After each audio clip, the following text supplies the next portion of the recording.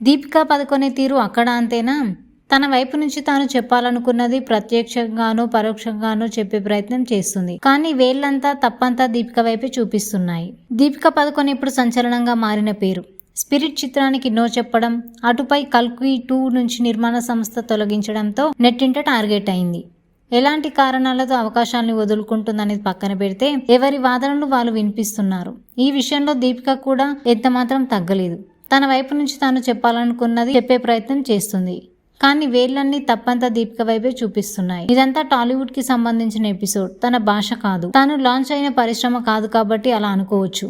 మరి బాలీవుడ్ లోనూ అమ్మడు ఇదే తీరుతో ఉందా అంటే అవుననే ఓ వార్త వెలుగులోకి వచ్చింది. ఓ ప్రాజెక్ట్ విషయంలో దీపిక తెలుగు సినిమాను రిజెక్ట్ చేసినట్లే హిందీ సినిమాని రిజెక్ట్ చేసిందన్న వార్త వెలుగులోకి వచ్చింది. వివరాల్లోకి వెళ్తే కాక్టైల్ కి సీక్వెల్ గా కాక్టైల్ 2 ని ప్రకటించిన సంగతి తెలిసింది. షాహిద్ కపూర్, అమితాబ్ బచ్చన్, సంజయ్ దత్, రష్మిక మందాన, కృతి సనన్ ప్రధాన పాత్రలో మాతృకథను తెరకెక్కిస్తున్న హోమీ అజడానియా తెరకెక్కిస్తున్నారు. అయితే ఇందులో కృతి సనన్ ఎంపికైన పాత్రకు తొలుత దీపికానే హామీ అడిగారట. మాతృకలో నటించిన దీపిక కావడంతో అదే పాత్రను ఆమెతో కొనసాగిస్తే బాగుండదని భావించి దీపిక ముందుకెళ్లారట. కానీ ఆ పాత్ర తానిప్పుడు చేయలేదని సున్నితంగా తిరస్కరించినట్లు ఆలస్యంగా వెలుగులోకి వచ్చింది. వాస్తవానికి పార్ట్ 2లో నటులంతా కొత్తవారే. మొదటి భాగంలో నటించిన వారెవరూ లేరు. కానీ దీపిక రోల్ ఒకటే కంటిన్యూ చేయాలనే ఆలోచనతో ఆమె దగ్గరికెళ్తే తిరస్కరణ చెప్పిందట. మొదటి భాగంలో దీపిక వెరోనికా మిలానీ పాత్ర పోషించిన సంగతి తెలిసిందే. ఆ పాత్రలో అమ్మడు ఒదిగిపోయింది.